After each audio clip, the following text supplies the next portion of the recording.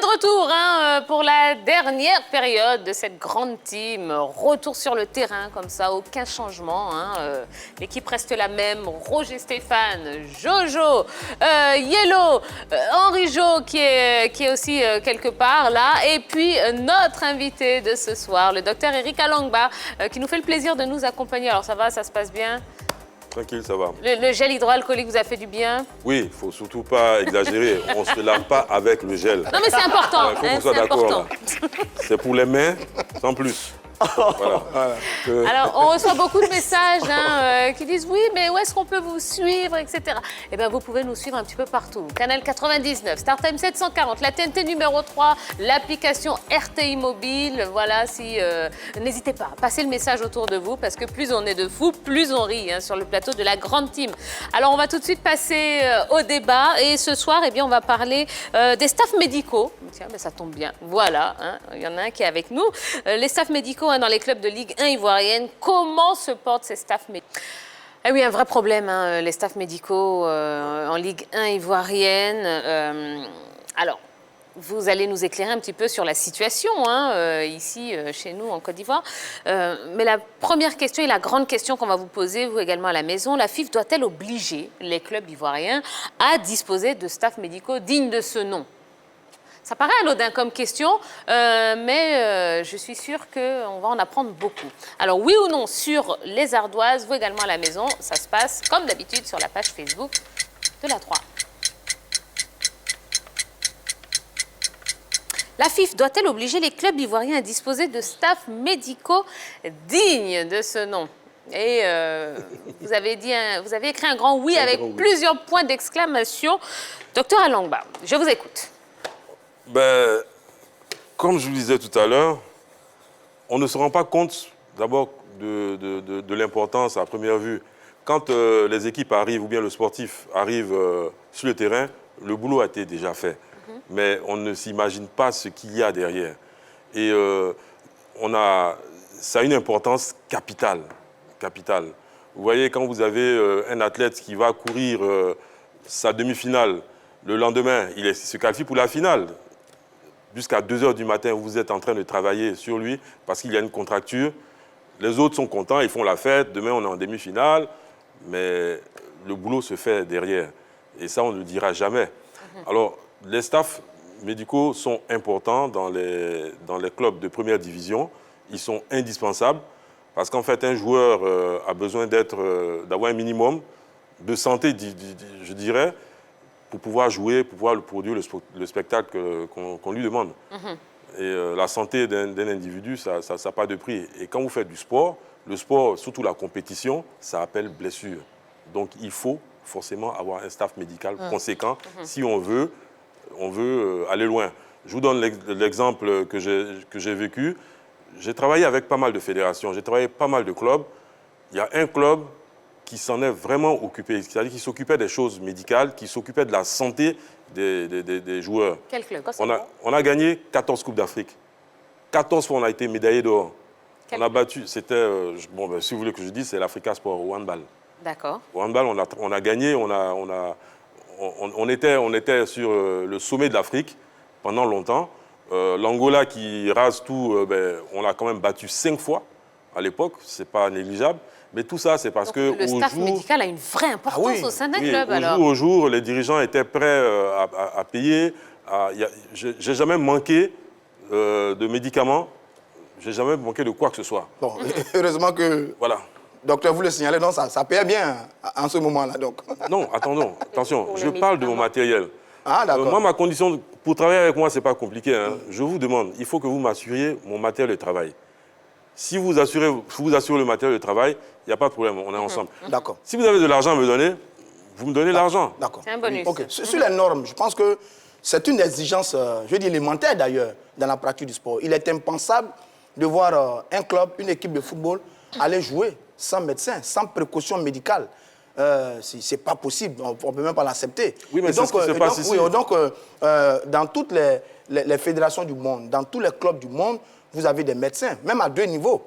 Vous avez des médecins généralistes, donc qui suivent les joueurs au quotidien par rapport à leurs différents bobos. Et puis vous avez les spécialistes du sport J'ai vu l'exemple avec la SEC Mimosa à Sol-Béni, qui règle le problème parfaitement. Voilà. Et ça c'est très bien. Et dans tous les grands clubs au monde, c'est ce qu'on fait. Et donc, je pense que la fédération est bien consciente de cet état de fait. Et donc, c'est une exigence qui, à mon avis, est bien dans le cahier des charges de la fédération. Je vais vous dire une chose. Il y a ce qu'on appelle, il y a une spécialité médicale qui est la médecine du sport. Donc, il serait intéressant que les clubs, quand ils aient les moyens, s'attachent les services d'un spécialiste en médecine du sport. Et ce n'est pas le cas. Ce n'est pas le cas dans beaucoup de clubs. Ça, je vais vous le dire, bon, on ne va pas rentrer forcément dans tous les détails, mais... Non, parce qu'on imagine bien qu'il y a des risques pour les joueurs à ne pas avoir de véritables médecins. On va en parler dans un instant. Juste le temps de prendre un avis quand même sur la page Facebook. Il y a Romaric Géraud-Conan qui nous dit: il est même primordial que chaque club de Ligue 1, Ligue 2 et D3 ait un médecin qui rendra visite à l'équipe 2 ou 3 fois par semaine à l'entraînement et être avec l'équipe avant, pendant et après chaque match de championnat. Les médecins ou les infirmiers sont coûteux. Voilà pourquoi je propose que le nouveau président de la FIFA rencontre le doyen de l'UFR de la médecine pour mettre à disposition ses étudiants de la 5, 6 et 7e année pour un stage pratique comme ça. Ils n'auront pas à trop débourser de l'argent. Ah, c'est une belle initiative, c'est une belle proposition. C'est une belle proposition, mais je vais vous dire, à l'époque, il existe toujours l'Association ivoirienne de médecine du sport. Nous sommes tous passés par là, nous avons été formés là-bas. Moi, j'ai fait mes premières armes là-bas. Et cette association, à l'époque, quand elle fonctionnait normalement, on réussissait à placer les étudiants que nous étions à l'époque dans les clubs, dans les fédérations. Ce qui fait que la médecine du sport avait gagné en qualité. Mais aujourd'hui, c'est plus la même chose. C'est plus la même chose et c'est dommage.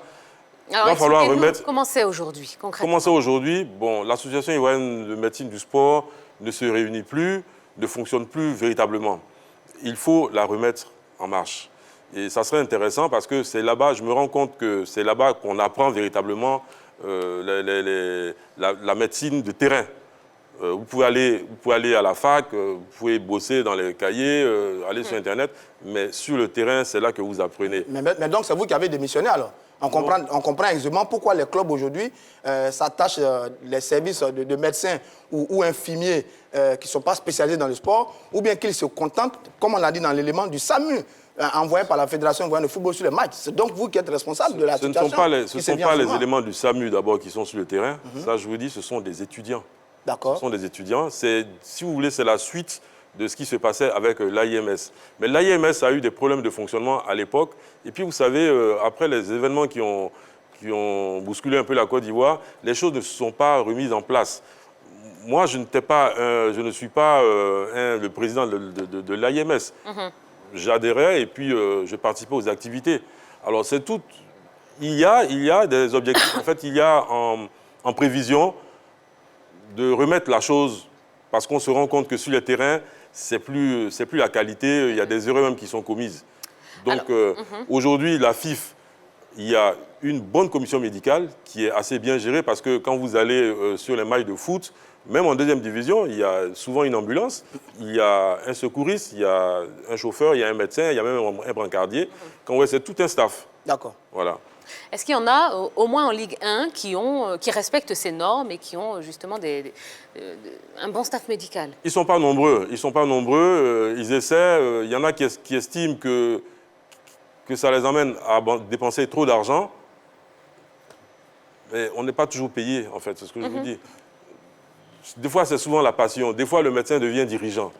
On a vu des médecins qui ont fini par devenir président de fédération parce qu'ils étaient tellement impliqués dans la chose.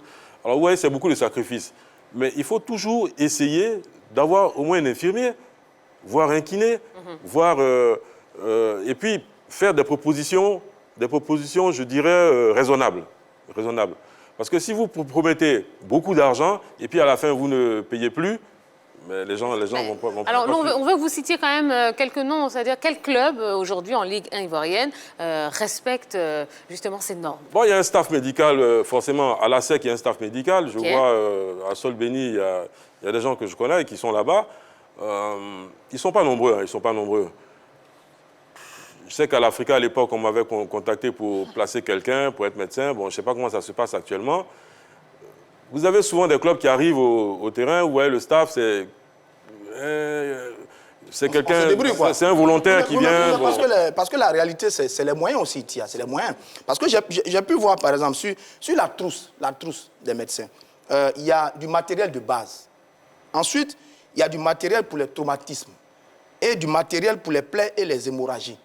C'est pas moins de 27 instruments médicaux. Pas moins de 27 instruments médicaux. Donc, comment les clubs trouvent ça?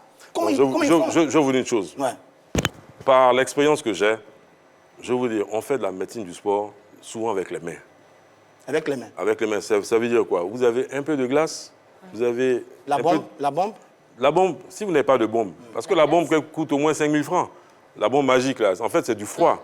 C'est du Donc, froid, si oui. vous n'avez pas ça, vous prenez 25 francs de glace, là, dans le quartier, là, Pour vous cassez ça. pour faire une poche de glace. C'est déjà ça. Vous avez quelques compresses, vous avez du coton, vous avez peut-être une plaquette de paracétamol. Oui. Ça vous fait quoi? 100 francs ou bien 200 francs la plaquette.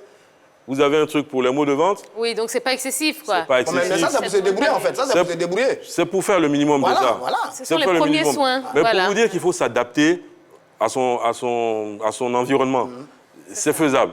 C'est faisable. On a couvert des compétitions avec moins que ça.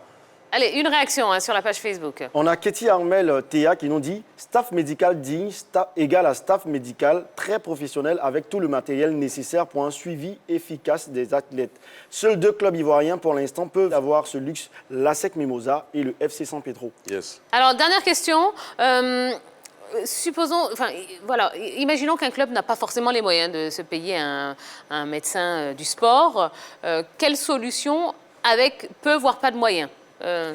Docteur Alongba. Je voudrais insister Rapidement. sur quelque chose.